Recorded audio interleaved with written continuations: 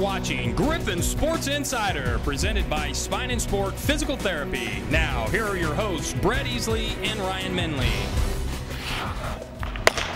Griffon baseball opens shop this week. Maybe will the snow go away before the boys of spring play?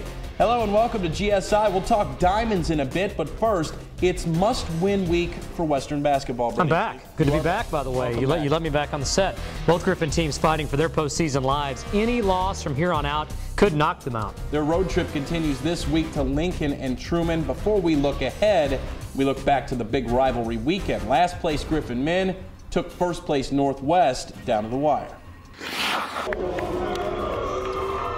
Saturday, the Griffon men bringing a strong following to Maryville, trying to upset and conquer 18th ranked Northwest. Frustrating start for the Griffons. James Harris to the hole, but gets called for charging instead. Tom Smith takes exception and gets a technical foul for his troubles. First place Bearcats, meanwhile, with a physical pace. Jake Reinders down low for 2 of his 20 points. Northwest with an early 11-point lead, but Western hanging around. Reed Mells gets the Griffs to within 7. They go to the half, down 34-27. Second half, Western down 10 in the final 7 minutes, but they would not go away quietly. TJ Johnson, the tough drive to the hoop. Western back within 4. Final minute, Johnson on the drive, dishes to Levante Douglas. He had 14 points, 10 rebounds. Western within 3, but the Bearcats hit 9 free throws in the final 70 seconds to put the game away. The Griffons just 7 of 16 from the free throw line, and that's really the difference as they fall 67-61 the final. Northwest runs its record to 19-3 overall. Western falls to 7-15, and the Griffons have lost 8 games by 6 points or fewer this season. And joining us right now, head coach Tom Smith. Coach, the broken record continues, but this is a little bit different of a game on Saturday. You hung with Northwest, and really in the end just got beaten by a better team on that day. You feel that way? Well, I do, in a sense. I think we attribute a little bit to ourselves with what, 7 for 16? Is that what it was? Free throws, foul line. Yep. You scored. You had more field goals than they did. Yeah. I think. I think they felt like we probably played better than they did. It's one of those deals that doesn't matter whether you play better or you play harder. What matters is the score in the end. And I think had we stepped up and hit some of those free throws, we'd have been right there in the end, and instead of been down 3 having to foul, you may be down 1 or 2, and the circumstances changes. But I think, as you alluded to, that's been the story. The broken record. That's been the story of the year. The ifs and ands and wers just haven't been there, and I think sometimes that's as I said before, I think you have to look yourself in the mirror and say, are we doing well? Are we playing up to our potential? And just getting beat by better players and making better plays. I think that's some of the things that we have to contend with, and I think that's probably where we are right now. There have been, I won't say several games, but there have been a few games where I think you felt like at the end that we kind of got pushed around or bullied. Saturday was not one of those, and you know what? It's easy to do that up there. Northwest, very, very physical, and we hung in very, very well. I think that's the toughest place. I think of all the places in the league, Hayes is one that comes to mind right away, but Northwest has always been a team that when you go in there, you better be physically ready to play. And I thought our kids, I think over the course of the year, when I'm sure so many people are sitting there saying, this has been an awful year, and then you had a lot of good years, but this is not a good year. And I think when you watch the growth of your kids, and as you said, I think that when you see how tough we played in there the other night, you have to be happy for them. You have to be, in a sense, you have to feel like this team has grown. They've gotten tougher as we've gone along. We are what we are, and we can't go away from that. We're 2-14, and we have 4 games left, and I'd say at this point we better win all 4 of them. Well, let's talk about Wednesday. You go on the road to Lincoln. This is a team that beat you in the final seconds, a lot like other teams this season, but I know that was almost a disgusting, kind of heart-wrenching loss. Revenge on the mind going to Jeff City to try to beat them, or do you even play that part? No, I think, as I said at the luncheon, I think it's Waterloo is where it is, and if you know what Waterloo means, it means it's the end. It's where Napoleon got killed. That's by and not in Iowa either, by the way. Duke of Wellington. But we better be the Duke of Wellington and not Napoleon. But I think we're at our Waterloo. We have to win. I don't think there's any question. I don't think you can get around it. It's a team that's above us. I think the next 2 games are absolute musts. And if you get them both, I'd say that you could probably split even in the last two and have a chance. If you win the last two, you're going to get in. If you win the last four, we're going to get in. And I don't think we're going to see the same Lincoln thing. I think the Lincoln team was playing with a little more confidence earlier in the year than they are right now, but it'll be interesting because obviously they're going to feel like for the first time since they've come back in the league, they have a chance to sweep someone. Well, then you go to Truman on Saturday. That's an afternoon game. In years past, you went over there, and it was the Jack Schrader. We run 18 sets and in one trip down the floor. New coach over there now. We saw them back in January. Just talk about going to Kirksville Saturday. Well, I think there's in both the games coming up, in Lincoln and Truman, I think our defensive style is different right now than it was earlier in the year. I think we were trying to extend out on the floor, put a lot of pressure on people, and I think it hurt us against these two teams in particular that I don't think completely out-talented us by any stretch of the imagination, but I do think we were not doing what was good for us, and I think now if we can limit penetration and some things that both those teams hurt us on, I think you'll see a different matchup in the two teams. Okay, Coach Smith, Easley's tantalizing too. Did you do questions last week, Ryan? I did. Yes, you sir. did? I did. We hit you excellent. with some stuff. Lovely, I'm sure. Well, these are good questions, by the way. I like mine better. Current events version. Current events, Coach Smith. This Jeremy Lin guy playing for the Knicks, do you believe in Lin's sanity? Have you seen this guy play? No. Has not seen this guy. I haven't seen him play. My goodness. I don't watch the NBA until they get to the playoffs. Undrafted out of Harvard. And popped for 38 the other night. On Kobe, and he's carried it on. Lin sanity. And you're a history guy, and I completely missed this holiday. I'm not going to ask you about Valentine's Day. Number one, two-parter. Did Punxsutawney Phil, Groundhog's Day, see his shadow? And true or false as well? Is there more than one recognized groundhog? No, he's the only one recognized, but there are 6 others. They're located in. I knew you would know that. I knew you would know that. I read that, and I had to slip that in. Thing. From northern New York to New Jersey. And all the rest of them didn't see their shadows, so there you go. They all have funny names. You're a Renaissance man. That's, that's very interesting. Good luck. We'll see you this week. All right. That's Coach Tom Smith. We'll be right back. He once helped an unbalanced bull by teaching him ballet. He cured a man's foot with plantar fasciitis by playing Go Fish. You have an 8. Go Fish. He helped balance a man by playing darts with his eyes. He is the most helpful physical therapist in the world. I don't always go to physical therapy, but when I do, I prefer Spine and Sport.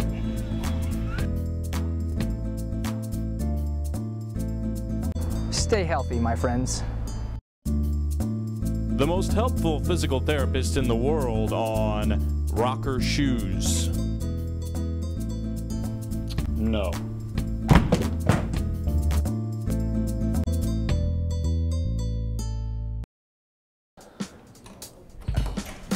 Surprise! No Cook's Corner.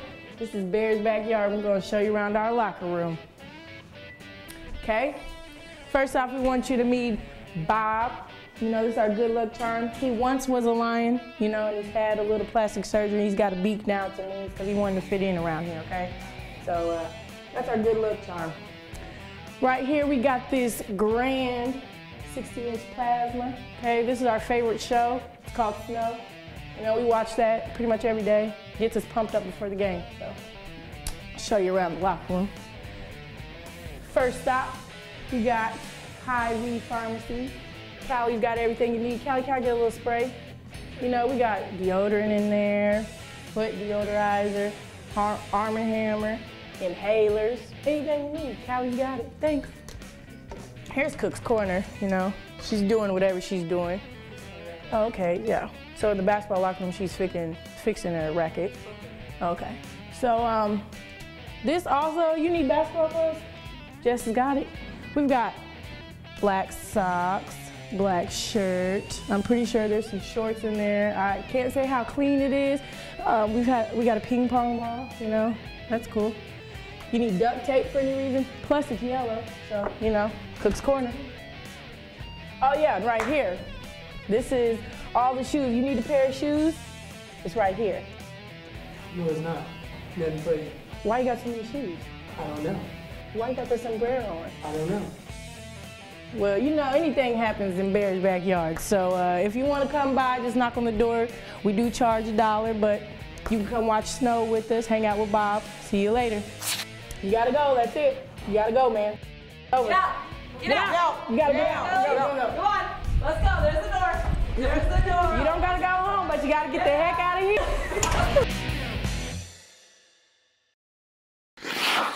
Sombreros and foot spray. Am I supposed to insert maracas right here too? Lovely, I might do that. Chimichanga. Well, chimichanga. Thanks to Bear Bell for that peek into the Griffin's nest. That's a fun-loving bunch. Well, but as far as this season goes, that bunch has its collective back against the wall. The Griffs fighting for their MIAA tournament lives, and an emotional loss at last place Northwest Saturday didn't help. Gold rush at Northwest. Griffin women trying to complete the season sweep of the Bearcats on Pink Day in Maryville. Western off to an absolutely brutal start. Northwest with a big early lead. Abby Henry 2 of her 16 points. Bearcats open the game on a 15-2 run, but the Griffins come surging back. Bear Bell the and one. Western goes to halftime with a 36-33 lead. Michael Jackson alive and well and living in Maryville. This game was a thriller. Second half, Jessica Cook takes it away and goes off to the races. She had 12 points and 10 turnovers on the day. Griffs by 2, and we would go back and forth the rest of the way. Shelly Martin knocks down the shot, gives Northwest a 43-40 lead. Skip ahead, just over 2 minutes to play. Griffs down 3. Callie Schoonover for the tie. Got it. She had 10 points. We're knotted at 61. A minute left now. Griffin's down 2. Cook will take it away. Her 4th steal of the game, and then leads the break and hits Bell down low. We are tied at 63 and headed for overtime. The game of can you top this continues.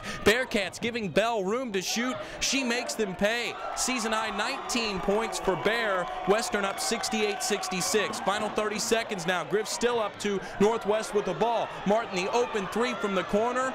Oh no, the Bearcats reclaim a 1-point lead. Western would have the final shot in the final seconds. Schoonover, open 15-footer is short, but Bell runs it down and gets it to Ashley Curry. Her shot at the buzzer, no good. Western falls in a wild one, 72-71 the final. The Griffins still winless on the road in the MIAA this season, and this one stings. It's very frustrating, especially when we're the reason we didn't win, you know. I don't feel like Northwest beat us. We beat ourselves. And I got to credit them because they did a good job down the stretch of keeping our scores from getting the ball, and I think they were able to mentally take some of our scores out of the game a little bit as the game progressed too, and that's a credit to them. It's a matter of deciding who you want to be from this day on, and sorry, I'm probably start crying. We've got 4 games left, and we can do this, and we're the underdogs, but that doesn't mean anything. In fact, it gives us a little fire under us. We know that we're better than a lot of teams in our conference, so this gives us an opportunity to, you know, win out here. We got to start practice Monday, hit it hard, go from there, win 1 game at a time, make the tournament. And joining us now, head women's coach Lynn Plett. Coach Plett, we just heard from a very emotional Callie Schoonover. These girls very frustrated, but still have some games to play for. Yeah, I mean, it was an emotional game. It's going to be an emotional game with Northwest no matter what. And then the way the game went, being in overtime and a 1-point game, makes it even more of an emotional game than it would be normally. So, but again, I think we don't have any choice right now except for look at the positive part of it, and that is simply that we still have an opportunity to do something this year. We still have an opportunity to control our own destiny to an extent of being able to get into the tournament if we win these games that we have in front of us, or win enough of them. And then when we get in the tournament, anything can happen at that point. So I kind of encourage them to think that you know, we can do something that a lot of people can't do, and that is if we get our foot in the door and if we get into that tournament and if we play really well up to our potential, we believe we could still win that tournament. And I don't think it's ever been won with a team with a losing record in the past. The only thing that we have control over is how we play against Lincoln, and if we play well against Lincoln as well as we did here and play as well as we did against Truman here, you know, that's going to be winning 2 of those 3 or 3 of those 4 I think would guarantee us to get in. Let's talk about Lincoln a little bit. This is a team that you beat at home last month in January, but this is also a team that's pretty dangerous. I mean, they beat Northwest in Maryville by 15 on Wednesday, and then you turn around and lose to Northwest in Maryville, and you're a team that hasn't won a game on the road in the MIAA this season. what is it going to take to go down there and get a win? Because we're talking must win. I mean, you said it. Well, yeah. I mean, I don't know if it's a must win from the standpoint that our season is over if we lose this ball game, but it's a win that we need to play. I think it's a game, I should say, that we need to play as if it is the last game of the season. All 4 of these the games need to be played with that kind of emotion and that kind of attitude. And so if we take that to heart and play up to our potential, we should be okay. What it's going to take to win, it's hard to say exactly. I can't say, so-and-so's got to score 20, so-and-so's got to score 15. We need to have more players involved on both ends of the floor. And I think, in particular, those players for us that are struggling offensively need to be a lot better defensively. And I think one or the other, or they need to help us a little bit more offensively. And this doesn't take a genius to figure that out. That's pretty logical. So if we can do that and get at least 7 of our players to contribute on the positive end, I think good things can happen. Okay, Lynn, you've been on a 2-week hiatus from Easley's Tantalizing 2. These are good questions this week, believe it or not. Okay. You ready for these? It's Valentine's week, and we've got a Valentine's theme here. You have a favorite love song? I'm the least. You ask my wife, she would probably say I'm the least romantic individual in the she world. could tell me, huh? Well, the fact that you're still together, if you're the least romantic individual in the world, that's a good thing, right? That's right. Some romanticism there. Lynn, also in the spirit of, did you give me a love song? I'm not even sure I could come up with one. By Linda Ronstadt. Let's just go with that. Linda Ronstadt. And finally, Total Eclipse of the Heart. We'll go with that. Total Eclipse of the Heart. And finally, in the spirit of Valentine's Day, and I would guess she will do this, you're going to go buy Brenda a dozen roses. Would she prefer red roses, yellow, pink, or white? Red. Red roses. There you go. That's simple the enough. First direct answer That's from Lynn. traditional Valentine's Day right there. Good luck at Lincoln on Wednesday, and we'll see you Wednesday. at Truman on Saturday. Thanks. That's Coach Lynn Platt. We'll be right back. The most helpful physical therapist in the world on neck pain. I can fix it. Spine and Sport. Stay healthy, my friends. I'm Fred Schunkweiler. I'm a physical therapist. I own Spine and Sport Physical Therapy. You know, we treat athletes, we specialize in that, but the industrial athlete is somebody that gets hurt at work. I'm a police detective with the city of St. Joseph. I'm a welder. I had shoulder surgery. And ended up having to have back surgery. Professional athletes, they make a livelihood on the field. Well, an industrial athlete, they make their ends meet at work every day. And if you get injured at work, you want to get back to work as fast as you can so you don't miss a paycheck. And we specialize in that, and we have the resources and the facilities to help you get back to work faster. That's what the pool does. And the pool, I attribute the pool to a lot of the recovery and the speedy recovery to get me back to work quicker. You know, I need to be back at work. Therapy was wonderful, about 8 weeks straight of it, and I'm great. I'm back to work, 100%, no pain at all. It is different. They take a different approach to it, but they help, and they work because they care, and they work really hard to get you back. They did a great job. Spine and Sport Physical Therapy, your first choice, the right choice.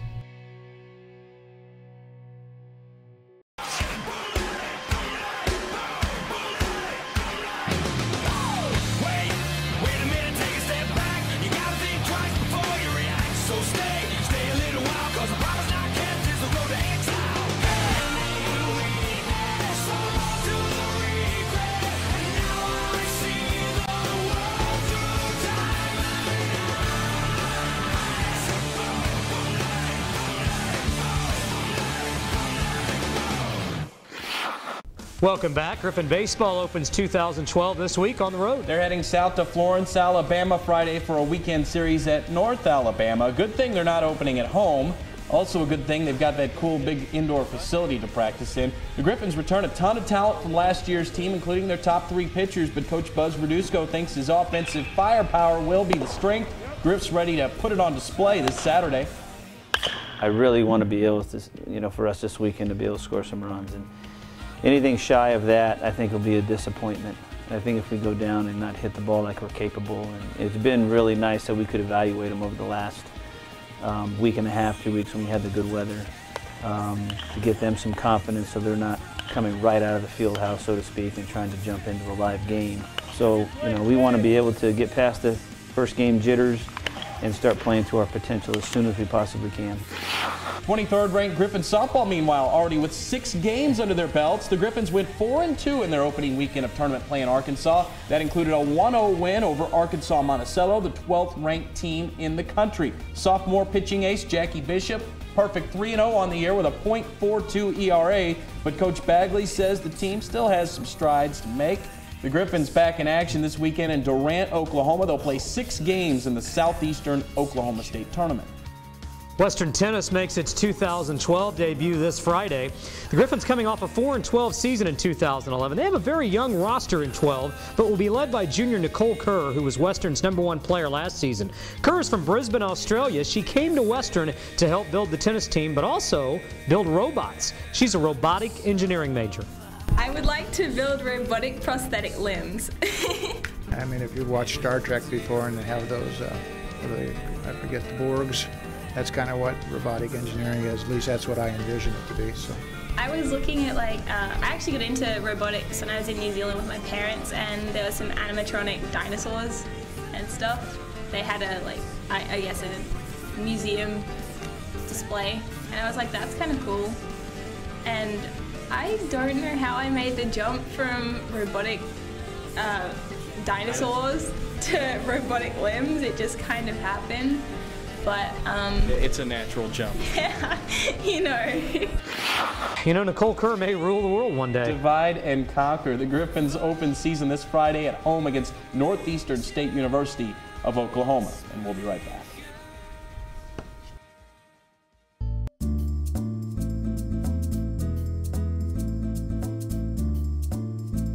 The most helpful physical therapists in the world on dodgeball. You'll never know when 3-dimensional flexibility will come in handy.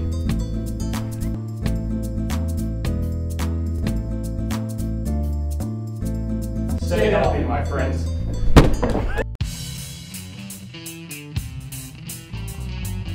All right, we're here with Griffon basketball players Reed and Deontay to talk about a calf drill. You know, basketball players jump a lot and there's a lot of impact from the ground up, and every basketball player wants a higher vertical. Here's a great way to rehab, strengthen, and prevent injuries in your calf. Here we go. Reed and Deontay are going to show this drill.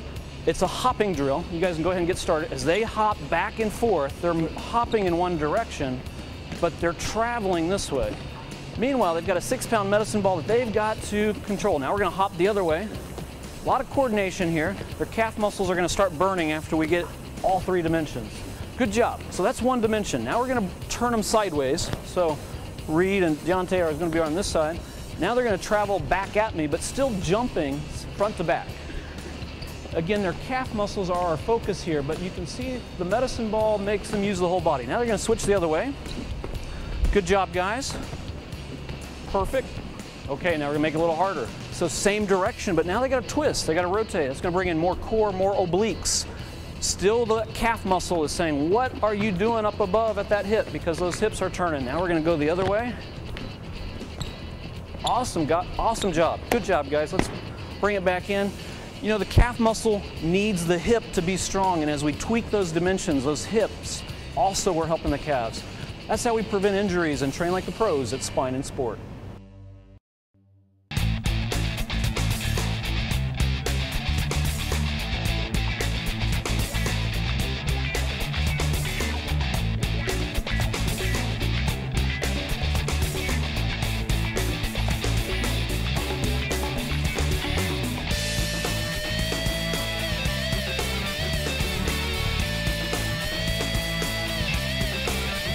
Train like the pros at Spine and Sport Physical Therapy. Your first choice, the right choice. Welcome back. We wrap it up with role play. We didn't have role play last week. We didn't have to pick them last week because you skipped. I'm sure people were probably in withdrawal. You threw me off the set last week. You said, you know what, take the week off. I took that to heart. People were probably shaking, saying, my goodness, where is Pick'em? It's back. People have sugar problems. They have drug problems. They have GSI withdrawal problems. Yes, they do. Well, you know what, folks? We're here for your fix right now. Yeah, here we go. Let's get after Extra it on role special. play. Here we go. Brett Easley, this week you are Todd Haley. Whoa! Former do I have to shave? No. Do I have to clean up? No. Do I have to comb my hair? No, you don't. Do I have to wear a hat? No, but you have to be the Pittsburgh Steelers offensive coordinator. They hired you last week. Here's the question. You're an offensive coordinator. Will you ever be a head coach in the NFL again? I always wanted to be an offensive coordinator. No, I got run out of Kansas City. I'm going to get into it with Big Ben. Fans will start hating me in Pittsburgh, too. You'd think I'd be a throwing quarterback. I'm going to run it a little bit too much for your liking. I won't last, and I'll go be another coordinator somewhere else. Don't mess with Big Ben. He will pile drive you to the ground. I'm tough, but he'll have me. Yep. My turn. You have to really read Am I reading that right? I don't know. Go. Ryan, you are the Detroit Red Wings. Yes. We talk about hockey on this show. We do. You just won your NHL record-tying 20th straight home game. I didn't even know that. Will you break the record? Never heard of the Detroit Red Wings. You are the Detroit Red Wings. Really? Just ask me that? Who cares? Who cares if we break the NHL record? Next question. You the entire arena and the entire team? I didn't want to talk about that. It was hot. Wow. That was a bad question. I think that was your fault. Terrible. All right, Put here's that in the there. pick'em for this week. Brett, actually, you get to wear the belt. How many weeks in a row is that now? Is that like a month? Weeks in a row. No, it's like not a month. that bad. So, yeah. Put that on yourself. Yes, Put that there we on go. your shoulder. Gold goes Show well off with the pink gold. and blue. Yep, yes. there we go. All right, let's get to the pick'em here. Big 12 this week. K-State at number 10. Baylor on Saturday. Mizzou and KU made Baylor their whipping childs. Can K-State follow? Hey, Perry Jones III, toughen up a little bit, my friend. You're going to get an NBA GM fired, but Baylor's going to win that game. Baylor's going to win. Baylor's going to win. I don't think so. Not even with Robert Griffon III on Baylor. I don't think they could win that game. In the MIAA on the men's side this week, Central at Northwest. First place implications. I think Central Missouri may have a little bit on Northwest in the talent category, but you know what? Northwest just wins. That game's at home. They're going to win that game too. They beat the Mules. Yep, Northwest lost in Warrensburg. I give them to get the revenge in Maryville. MIAA women's game, Pittsburgh State at Washburn. Two top teams in the conference. Well, it could be for the league title, but you know, in Lee Arena, Washburn's going to win that game. I think Pittsburgh may be the better team. Washburn has more talent. They win at home. Let's differ here. I'll go with Washburn. Okay. Or I'll go with Pitt. Okay. We'll go with Pitt. I'll take Pitt just to be different and get the belt back. That's GSI for this week. Check us out on the website, gogriffins.com. Follow us on Twitter. Follow Max Griffin on Twitter at GoGriffins. And as always, Brett Easton. Wear gold. Go Griffs. Go Griffs.